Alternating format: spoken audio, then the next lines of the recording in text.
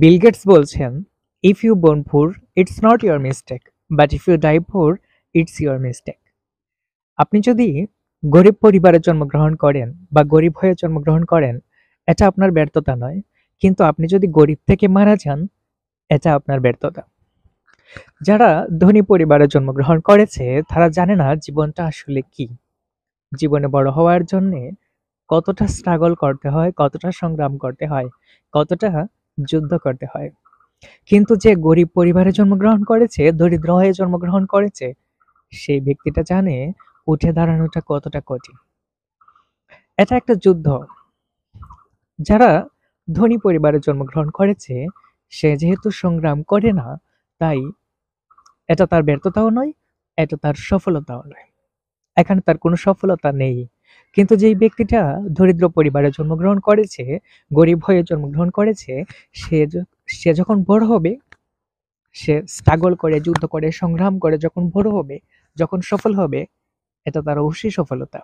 অবশ্যই এটা তার সফলতা। আপনি যদি গরিব দেখেই মারা যান, তাহলে এটা অবশ্যই আপনার ব্যর্থতা। এখন আপনি সিদ্ধান্ত নিন, আপনি কি করবেন?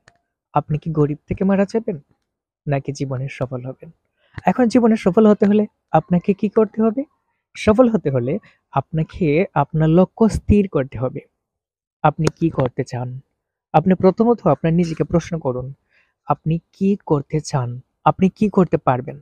আপনি যেটা করতে পারবেন, সেটাই আপনি করার চেষ্টা করুন।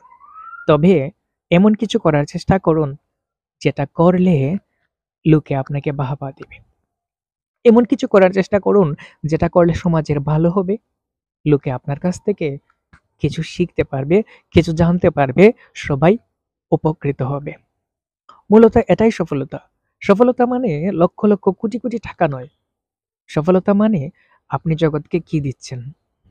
সফলতা মানে আপনি জগৎকে কতটা ভালোবাসা দিয়েছেন।